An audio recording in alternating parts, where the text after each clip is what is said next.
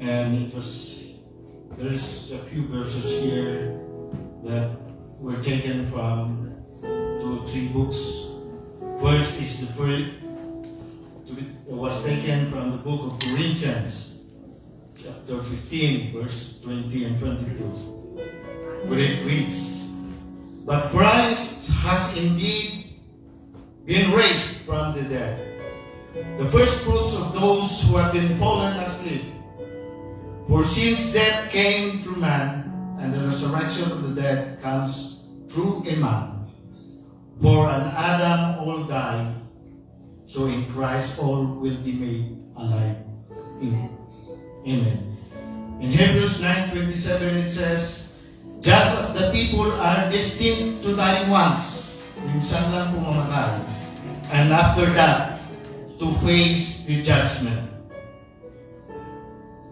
1 Samuel 2:6, "The Lord brings death and makes alive. He brings down to the grave and raises up." 1 John 11:25-26, sinabi ni Jesus sa kanya, "Ako ang pagkabuhay na maguli at ang buhay. Siyang sumasampalataya sa akin, bagamat siya ay mamamatay, siya pa rin ay mabubuhay. Ang bawat isa nabubuhay at sumasampalataya sa akin ay hindi mamatay magpakailanman." The last verse in Philippians 3:10-11, "That I may know Him and the power of His resurrection, and may share His sufferings, become like Him in His death, that by any means possible I may attain the resurrection from the dead." Shall we pray? Okay. Jesus, we thank you for this time. We thank you, Lord Jesus, for this opportunity that once again we could be able to hear thy word. Bless the word, bless the people, and bless the mouthpiece of your servant. I pray this in Jesus' name. Amen. Amen. Amen. Kayo po'y makaupo na. Kaya kayo makaupo.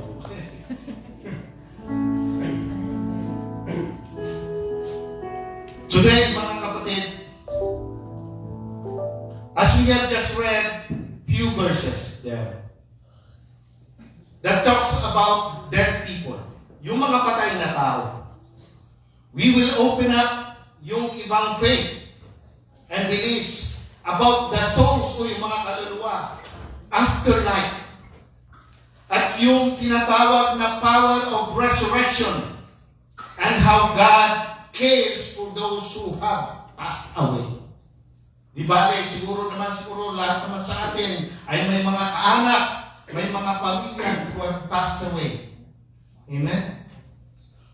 We will learn. That's why when we understand or kapag maunawaan natin this teaching is that it will give us hope. It will give us also the assurance, comfort from the word of the Lord in our challenging times, in our difficult times. We learn that the death is not just the end. Alam natin, malalaman natin na ang kamatayan ay hindi katapusan, kundi simula lamang. Because we will learn that it is just a transition between the temporal to the eternal life. Ang paglilipat lamang ng isang temporaryo at sa permanenteng kalalagayan ng ating kaluluwa.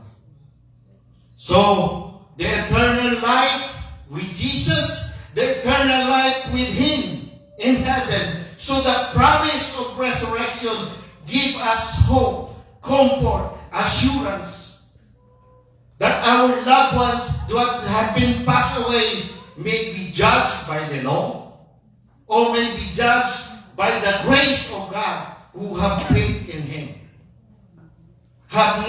So those are the people that have not truly entered or have not truly left us alone, but because they have entered into everlasting joy with Christ.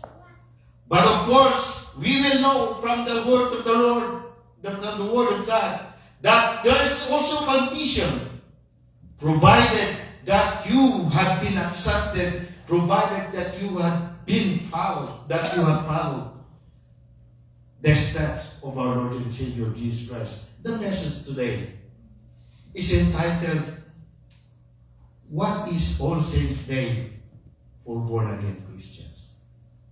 Ano ang pistang patay o tinatawag na undas sa mga bagong nilalang na Kristiyano? Or can I replace it by saying the All Saints Day for Christians? Teka muna, bakit ba yan ang naging title ngayon? Baka pag-usapan natin dito, we just all talking with death, ghosts, cemeteries until the end. But we will see from here, mga kapatid, because taon-taon na lang, every November of the year, ito ay sikat na sikat, trending. Inain ito sa ilang mga Christian denominations like Lutherans, like Anglican, like Methodist Church, and of course, even of my own, Katolikong pananampalataya before.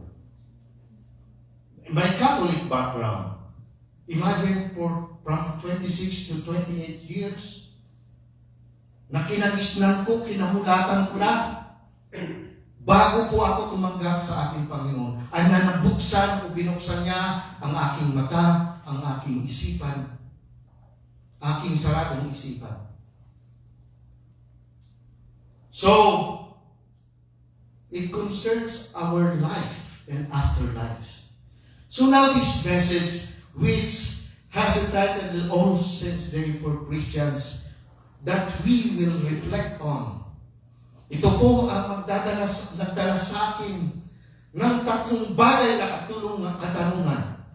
This has led me to 3 questions that we can reflect on, na pwede natin pagbulay-bulayan sa araw na ito. Number 1, what is the real All Saints Day for Christians? What do you think? Well, you may think that first of all, many Protestants view this Undas or All Saints Day as an opportunity for us to remember all Christian, living or deceased, patay man o buhay, na ito ay tinatawag na santo or saints in a biblical sense or a biblical definition. Tinitignan ng maraming protestante na ang araw ng Undas o Todos los Santos or All Saints Day bilang isang pagkakataon na maalala natin ang ating mga namatay una-unang mga kaanak o kapamilyang nawala. The second question is that, paano ba natin kaya maiaangkop ang ating pananampalataya as Christians, as Pentecostal Church of Christ, na ngayon, na itong okasyon na ito na sikat sa Pilipinas at kahit saan, ay magkakaroon sana ng bunga, sana nga lang magamit tayo, sana nga lang ay magbibigay naman sa atin sa kanila ng kapaliwanagan. Unang-una, para sa ating pamilya. First and foremost, for our family. So the question is that, how can we apply our faith to this occasion? As it has been a long time tradition, a long time heritage, not only for Filipinos, but all over the world. That we can use as a vessel of God, that we can use as an instrument to be fruitful in in sharing the Word of God, first and foremost for our families and loved ones. Palakpakan po natin ang ating Panginoon sa Diyos. The third question, and this is a leading question in conjunction to the message. Ano kaya ang pwede nating maisagawa? Ano kaya ang pwede nating maipakita, maipakilala, o maipaunawa sa kanila? Kalinsabay ng araw na ito. Today is All Souls Day. Kahapon is All Saints Day. And before that, October 31 is Halloween Trick or Treats. Di ba? Amen? Di ba? Gustong-gusto mga bata yan. Halloween Trick or Treats. Alam niyo kasi katunayan, mga kapatid, whether you like it or not, patuloy pa rin, kahit gusto niyo hindi, patuloy pa rin yung tinatawag na All Saints Day. Tuloy-tuloy pa rin yan. Yung All Saints Day na yan. Alam niyo, ito ay tinatawag na undas. At you know what? Why it is called undas? It came from the word, root word, undas. Unang natudas. So, undas. Dahil sila ay unang natudas. Kaya undas. English. All Saints Day. Todos los santos años. Undas. And 2nd of November is All Souls Day. Alam ko po, dahil 26 years to 28 years, nasaan ako ay pinagmulatan ko na yan. Amen? So they were the first one, those first ones who died before us and who have left us. In short, o sa madaling salita, mga kapatid, ang undas na yan, or All Saints Day, or All Todos los Santos, ay pistang patay. It's just like a feast to remember all the dead person. It is one of the most memorable, special, important traditions for Filipinos, for Spaniards, for French, for Italians, and etc. Countries like Italy, Spain, France, Latin America, and even Philippines, of course.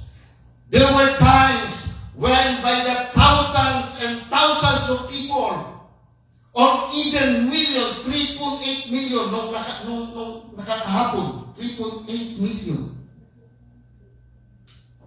Pilipinas lang who are celebrating the undas. You see, mga kapatid, these people, these living lost souls is the harvest. Amen? Kaanak pa nga natin yan. Kapamilya pa nga natin yan. Kasi mga kapatid, during my high school days, I can remember, since I was born, I was raised up by my mother and father. At ako'y nakapag-aral, brought to college, and after the college, had jobs.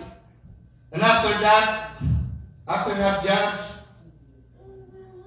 went to Saudi Arabia, and after when I come back, every time we used to go to the cemetery to celebrate these undas.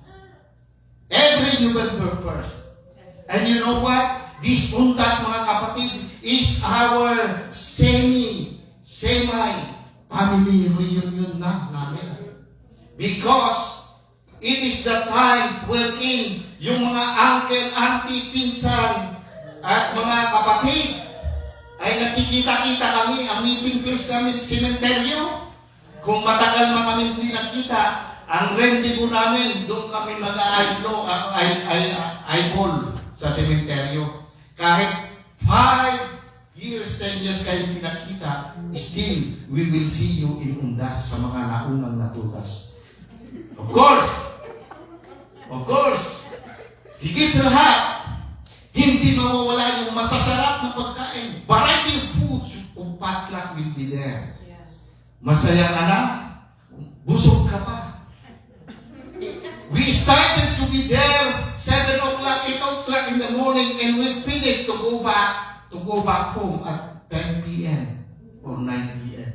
You see, kung gaano kahalaga sa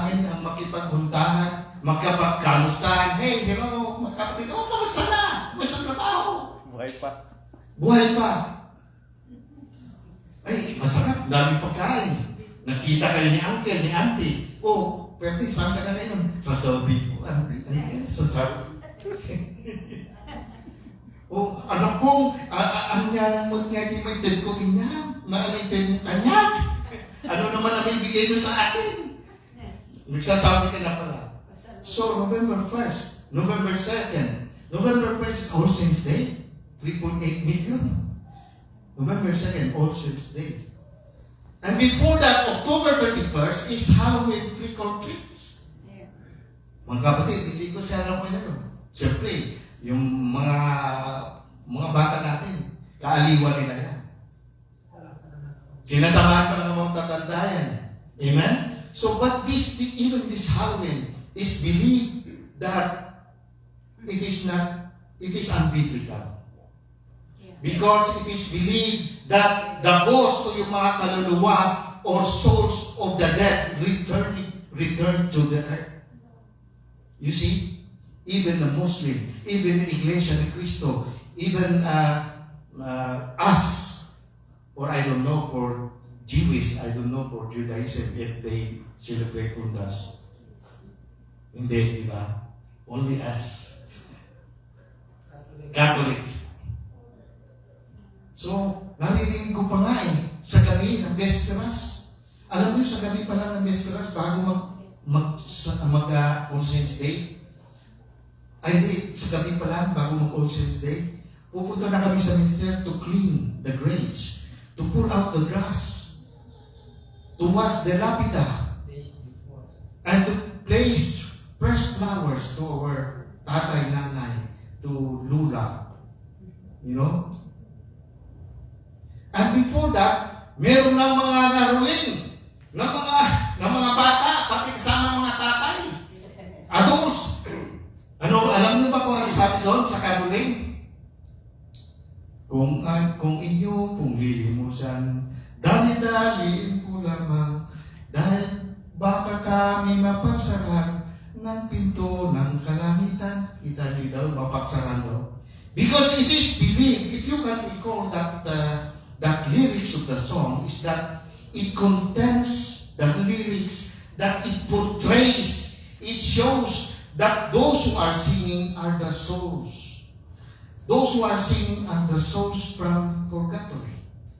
And they are telling that, okay, limusan mo kami na ng mabilis na, bilisan mo na, bigyan mo na kami ng limos. So that huwag kaming mapagsarhan ng pinto ng kalangitan. See? Mga kapatid, these are still even unbiblical faith of the book. It was taken from the book of Apocrypha in the Catholic Church and Catholic faith, Second Maccabees. It is one of the book Apocrypha that is not considered in the Bible, scholars, inspired Word of God, dahil hindi po ito kasama sa apostolic na patlubot o akda. Dahil sinasabi doon na may mga kahinahinalang katotohanan. So maalala ko rin nga yun nga sinasabi ko. Naglilinis kami pag kinabukasan. Nandun na kami sa All Saints Day. Now, the question is this. In relation to All Saints Day, tayo naman bilang Kristiyano, ano ba ang pwede natin gawin o magagawa this time of family gathering or family reunion, sabihin na natin, with our family relatives and loved ones? Hindi ba, mga kapatid, there is an opportunity for us to share the Word of God and the gospel of our Lord Jesus Christ first and foremost for our family and loved ones? Hindi ba there is a great chance and opportunity for us to stand up, to lead in prayer, to praise for praise and singing to God, even there sa sementeryo. And for us also to intercede, not through the dead, but to intercede for our living souls na mga kaanak. To pray for them before God. And on that day, and at the very moment of Pistang Patay or Undas, that celebration day, harvest are plentiful, but the workers are few. As you can see in example slides, how great multitudes of people were used to go to cemeteries. As Jesus said in Matthew 9:35 to 38, which means that there is a lot of potential work to be done, but not enough people willing and available to do it. Dahil yan sa inilarawan din ng ating Panginoong Jesucristo na ganong kadaming tao sa pamilya natin o sa mga relative natin na hindi pa nakatanggap sa salita ng Diyos, hindi tumanggap kay Jesucristo, na nangangailangan ng ating pag-share, pag-testimony, na kulang ang gumagawa dito. So anong problema? Anong dahilan? The issue, mga kapatid, is not lack of people to be saved, but the issue, the problem, is that the people who are willing to actively engage in the work of sharing their faith, of sharing their life testimony. Did you know that your very life testimony, since you have accepted Jesus Christ, ay malaking bagay po yan sa ating mga masisyaran. Just sharing your life testimony is a big impact to them. And that is why Jesus said to His disciple, ang solusyon ni Jesus sa mga ganyan kakulangan is to pray, ika niya, for more workers to be sent into the harvest. And as well as the workers to become workers for the harvest. Kaya sinabihan ni Jesus ang kanyang mga alagad na magdasal nga kayo para sa mga manggagawa sa ubasan at para sa mga aanihin. At sa gano'n naman, sabi niya, na yung mga inani ay magiging mga manggagawa naman ng harvest ng farm o ng land. So the harvest represents a great multitude of people. They are the living souls scattered around the cemetery. They are the living souls scattered around us. And so, that so-called living lost soul ay napakaraming mga buhay o kaluluwang ligaw na lumalakad sa sementeryo during undas. Sa paligid natin, they are spiritually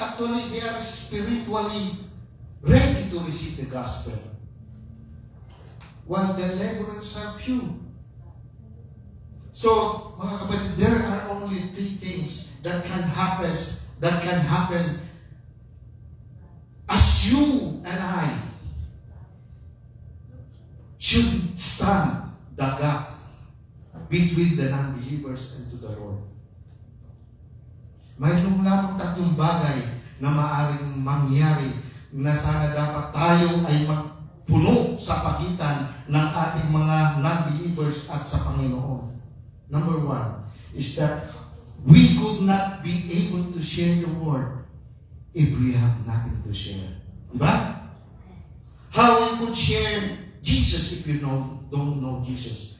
How you could tell them the good news, the gospel of salvation, the restoration that He has done for us, and the redemption of God to mankind. How, or do we have experience about God's love? Do we have experience about God's care? About God's provision and protection in your life? And then you cannot even share even your very own life testimony with Jesus. Amen. Number two is that we could not be able to speak to them. We could not be able to share to them if we have no courage. Kung wala tayong boldness sa sarili natin. Kung wala tayong confidence to say something to them. So what do we need? We need Acts 1:8, where it says, "But ye shall receive power after the Holy Ghost is come upon you, and ye shall be a witness unto both Jerusalem and up to Judea and Samaria and unto the uttermost part of earth." Ibig sabihin, mga kapatid, kapag wala ka pang Holy Ghost, still ay wala ka pa rin tibay at lakas na loob na masahan na magbahagi at magpatutuo sa salita ng Diyos sa buhay mo. The third reason is that why we cannot be able to stand the gap. Why? Bakit? Between these non-believing believers, non-believing persons, or kaanak natin, or relatives. Siguro hindi mo sila mahal, no? Amen? Amen ba? Siguro you are of no concern to them. Hindi ka nagmamalasakit sa kanila. You don't have compassion you don't have compassion or concern to these souls of your very own family. And if we don't really care, is that what will happen? There's nothing good to happen to their souls.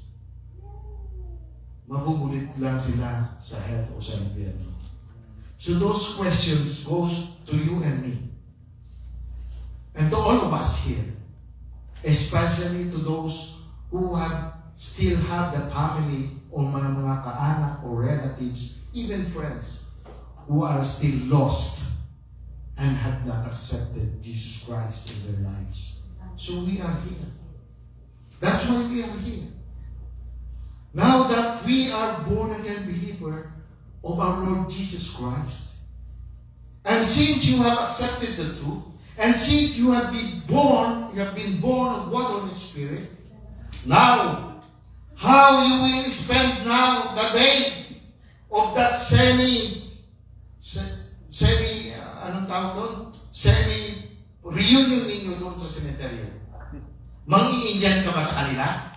Indianin mo ba sila? Halimbawa, kayo nakatanggap na sa Panginoon. Alam mo na patutuhanan. You have been baptized in Jesus' name. You were baptized by the water and spirit. Ngayon, undas na. Nandun silang lahat, ikaw na wala. Hindi mo ba sila pupuntahan? You have to go there. Are you not going there? Will you just isolate yourself and go somewhere else? No. No. You have to go there. Listen to this good two example of Jesus Christ, mga kapatid. In Mark 1:25, when Jesus Christ himself directly engaging with Satan, directly confronting Satan or demon.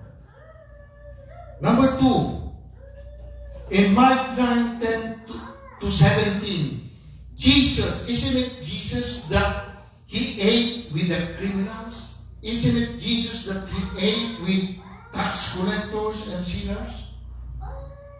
He is. He was. Sabi nito,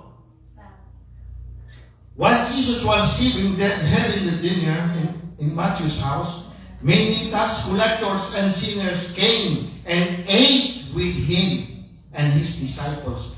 When the Pharisees saw this, they asked the disciples, "Why does your teacher eat with tax collectors and sinners?" Tinatanong nila si Jesus. Kinukutsa nila si Jesus. Minabalit nila si Jesus. On hearing this, Jesus said to them, "It is not the healthy who need a doctor, but the sick. But go and learn what this means. I desire mercy, not sacrifice. For I have come to call the righteous, but not the sinners." So halimbawa pala kapatid, ako bilang isang Kristiyano na napupunta ako doon sa undas, sa puntod ng aking nanay halimbawa o ng aking kamag-anak, there comes now the same question. Will you become a Pharisee to despise me or to criticize me of joining there with my family for the non-believers? Ito ba ang sinasabi sa 2 Corinthians 6:14, which says, don't equally yoke to the unbelievers. Does it apply to me? Di ba parang contradicting idea, contradicting points? Mga kapatid, the bottom line is this. Tandaan natin, mga kapatid, go ahead, no problem, no issue with that, for as long as you shall stand firm with your faith and become the salt and the light in this world. For as long as we shall continue to be the salt and the light in them, for them, sa ating mga kaanak. No problem. So now, in this slide presentation, mga kapatid, we can see the two kinds of Christian here. Isang thermometer at isang thermostat. You know a thermometer? A thermometer is a device or an instrument that absorbs heat or cold in the surroundings. So, ibig sabihin, ano man ang nasa surroundings ng thermometer, he absorbs it. Ibig sabihin, mga kapatid, ang Kristiyano na thermometer is dealing with bad or risky or damaging, dangerous sa sanlibutan. But you must be a thermostat, mga kapatid, because the thermometer is the one absorbing or taking the body temperature of this environment. That your environment, your bad environment, your risky and damaging environment, your dangerous environment is dictating you or leading you or influencing you as Christian. Yung bang ikaw ang nahihila, yung bang ikaw ay nadadala, salit ikaw ay magdala sa kanila. Salit na ikaw ay maguna. So samantalang ang thermostat Christian naman, it is because that the principle of the thermostat is that the thermostat is the one controls, the thermostat is the one leads, influences the environment. Meaning that you as a Christian, you should always be a thermostat, a light, a salt in this earth. Amen? So now I would recall again, alam niyo mga kapatid, maalala ko na naman, nagbibigay kami ng sobre, envelope. We put money there, and we give that money to the priest. And that priest will come to the grave, and they will, papangalaan nila, dadasalan ng grave. To pray for them. Again, mga kapatid, this is unbiblical. We is not clearly instituted, not even clearly specified in the Bible. Yung tradisyon ng undas, mga kapatid, pati na rin yung mga pag-aalay ng pagkain. Yung nanay ko, nag-aalay ng pagkain yan, yung atang na tinatawag sa mga ribulto. Nag-atang ang nanay ko, tatay ko ng pagkain doon sa puntod ng mga kapatid ko. Nandoon sa puntod. Yung paborito nilang adobo, nilalagyan doon. Amen. Hebrews 9:7, mga kapatid, it says, itinagda sa mga tao ang mamatay. Pagkatapos nito ay judgment o paghatol kung paano tayo nabuhay. Amen. Amen. Ecclesiastes 9:5, for the living know that they will die, but the dead know nothing, and they have no more reward, for the memory of them is forgotten. Ibig sabihin, mga kapatid, ang mga taong namatay ay wala ng pagkakataong magbago. Wala ng pagkakataong gumawa ng mabuti at magdesisyon ng mabuti para siya ay maligtas. So after death comes the judgment. Jesus' death and resurrection is more than enough, sufficient enough for the penalty, for the atonement of your sins, of our sins. Once and for all, He did that sacrifice for us. Amen. Wala nang pag-aalay ng mga karne, tupa, because He did Himself, His body for us. Amen. And because of that's written truth in the Bible, Now I believe that this from now on, during the Ondas, All Souls Day, it is the best time to pray for the living ones. Amen. Not for the patay na ones. Yeah. Amen. While they were still alive, habang nabubuhay sila, ay ipapanalangin natin sila at tutulungan natin sila nawa sana na makakilala sa Diyos. Amen. Ang Diyos na nag-iisa at ang Diyos na may kakayahang magligtas ng kaluluwa. Amen. Nag-iisang Diyos, wala ng iba. And that is why if you are a Christian and you have the relationship with God, now is the best time to share the gospel. Because sinasabi sa 2 Corinthians 6:2, behold, now is the favorable time. Behold, now is the time of salvation. Alam po ninyo mga kapatid, if not all, but some of us here right now, even doon sa mga online, even doon sa mga simbahay, nagsisimba sa bahay, mga kapatid, it is a great challenge for us. It is the hardest and one of the biggest burden of realization.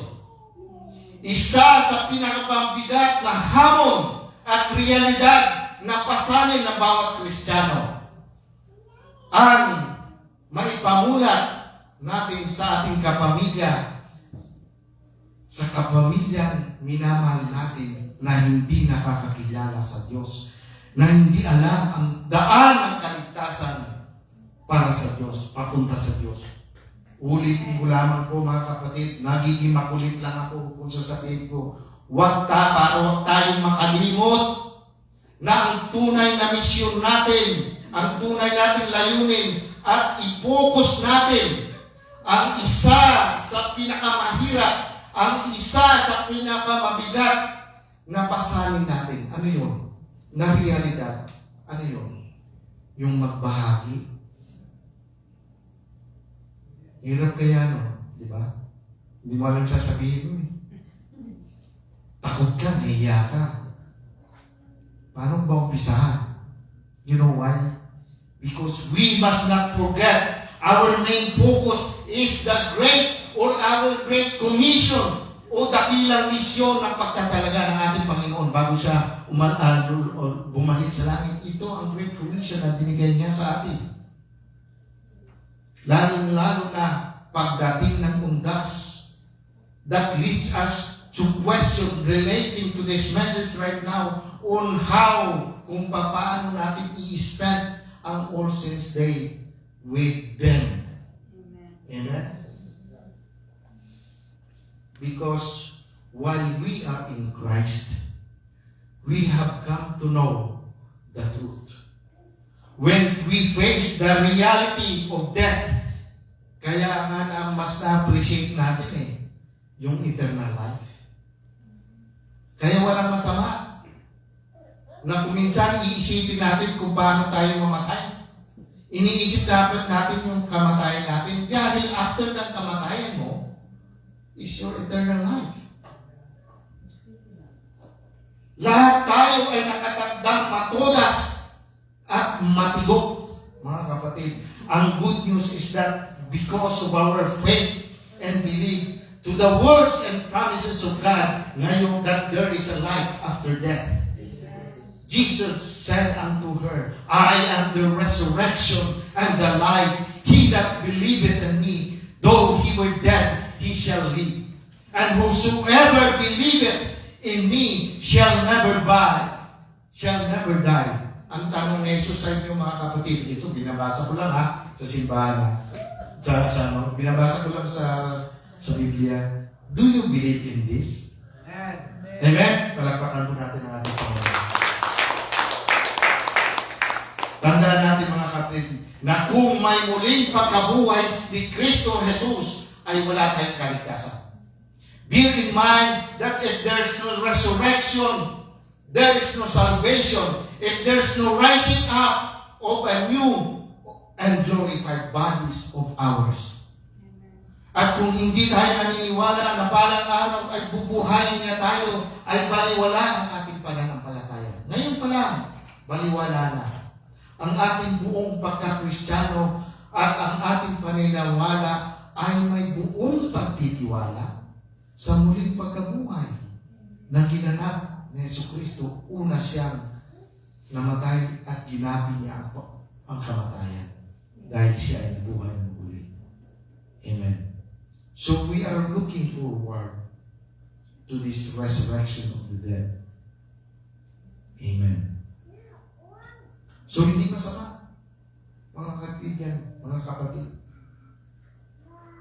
to think of na during the undas, alalahanin natin hindi lang mga patay, ang mas alalahanin natin mga buhay na mga naiwan. Mas alalahanin natin yung mga hindi pa na-save. Yung alam na daan nila ng katotohanan ay yung magdasal sa rebulto. Yung alam nilang katotohanan ay through Virgin Mary, through San Jose, San Nicolas, San Sebastian. Kapatid, wala sa Biblia. Mga kapatid, ngayon yung sinasabi kong napakahirap natin, mabigat na pasahan natin. Amen? Amen. So, gamitin natin ang oras, mga kapatid. Ang ating kakayahan, ang ating talents and treasures na mabuhay tayo ng tama para sa afterlife. Amen? So, kaya sulitin natin ang panahong kasama natin sila bago ikaw ay mawala. Kaya bumuo tayo ng magandang alaala na kasama natin sila habang kasama pa natin sila. Show up and serve. Be a blessing to your family and loved ones, mga kapatid. So in closing, shall we all stand up, mga kapatid?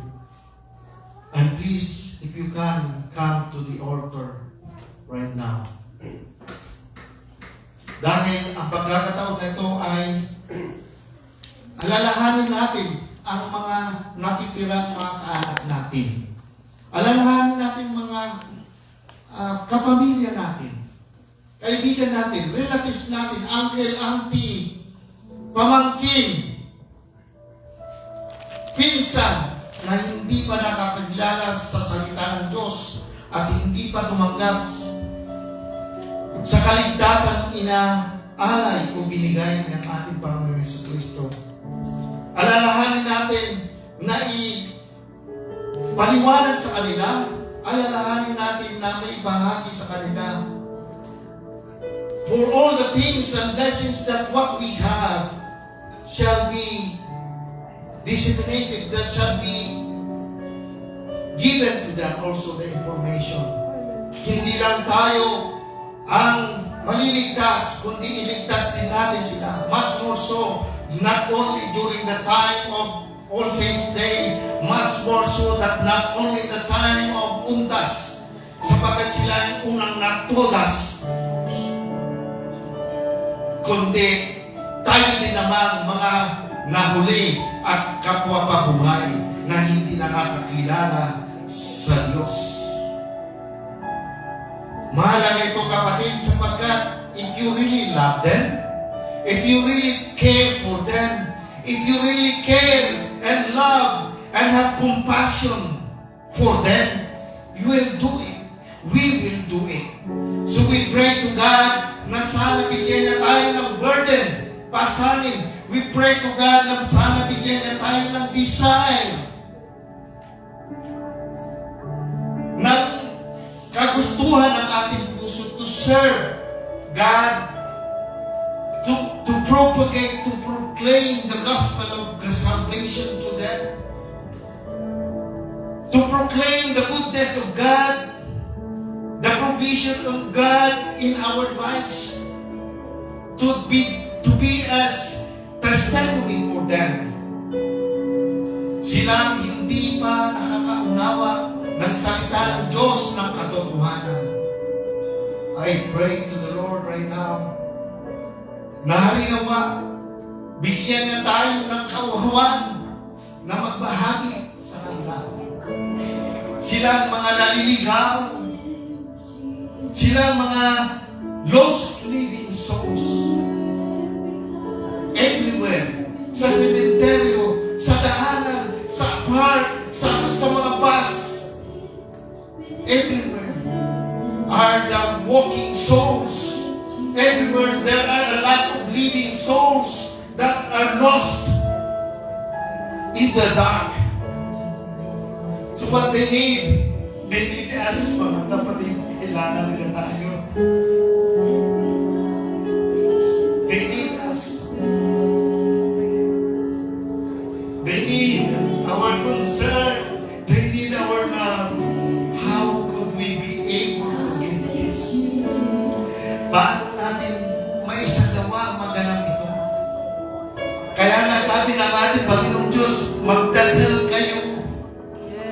Magdasal kayo upang ikaw ay maging laborer sa mga basan, maging manggagawa sa anihan, at yung mga naani naman ay siya magiging manggagawa din naman.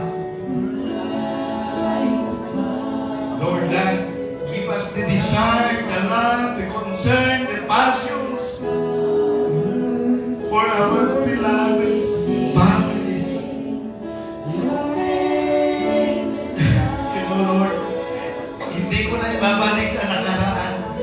I cannot bring back what I have lost sa aking mga kamag-anak, sa aking kapatid. Hindi ko na maibabalik ang mga panahon na hindi ko na sila nasira.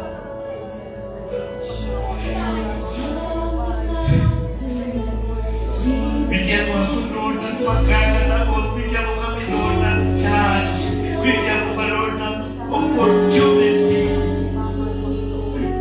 to share the word of God sa kanila, Panginoon. Hindi para ako lang maligtas. Hindi para kami lang maligtas, Lord.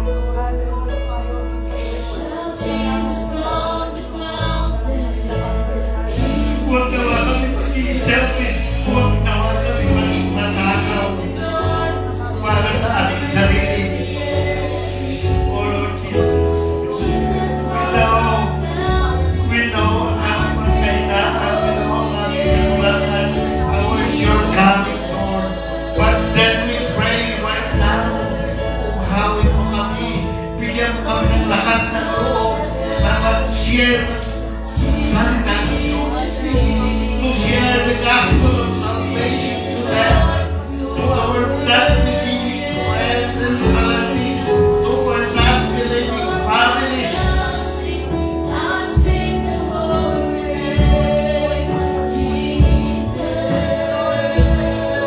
Alam ko namin ang aming kakulangan, Lord. Nagkulang kami sa panahon. Nagkulang kami. Ang mga nakalipas namin, Lord. Kaya mo kami, Lord, na gumawa ng aksyon. Kaya mo kami gumawa ng paraan. Sa tulong mo, Panginoon, we will help them up. We will raise them up. We will show to them that we got them. We will show to them that we love them. We care for them, Lord God.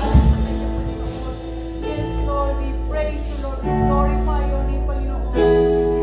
Panginoon, sa iyo. Huwag namin awang sarili nila ang Bigay ko, Panginoon. ang kaligtasan binigay mo sa amin. Kay Panginoon. Maunawaan nawa nila, Lord, ang aming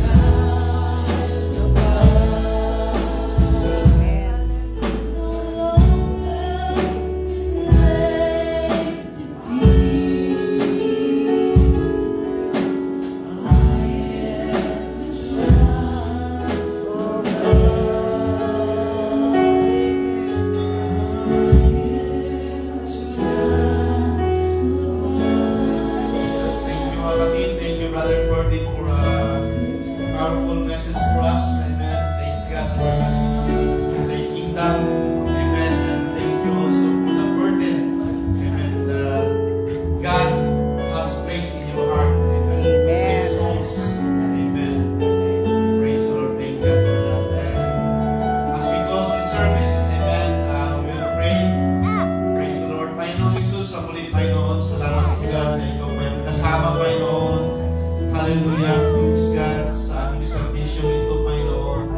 Salamat po, God, sa iyong mga salita na yung binahagi mo sa bawat isa, Panginoon. Dalangin namin, Panginoon, na ito po tutubo sa aming mga puso, Panginoon. That this will grow in our hearts, O God. Hallelujah. That we will keep your words in our hearts, O God. Hallelujah. As we walk day by day, Lord, for your glory, Lord, for your kingdom, God. Lead me, Lord Jesus, that we will be a kingdom-minded, O Lord. Hallelujah. That we will focus not on this world, hallelujah, but we will focus, Lord Jesus, for the mission that we have, Lord Jesus. Hallelujah, Jesus. Help us, O God, hallelujah. Praise and to focus on our mission, Lord, to reach souls for your kingdom, God, in the name of Jesus. As we close this service, O God, I pray, Lord, for protection, Lord, for good health, Lord Jesus. All the saints who are here tonight, even those who are not here, watching online, O God, I pray also for protection, Lord, good health, and blessing in their lives, O God. Praise God, hallelujah. Help us, O God, praise God, every day, O God. Bless our jobs, O God, in these trying times, O God. Hallelujah. I pray, Lord Jesus. In the name of Jesus Christ, we pray. Amen. We are dismissed in the name of the Lord Jesus Christ. Dismissed. Clap your hands first.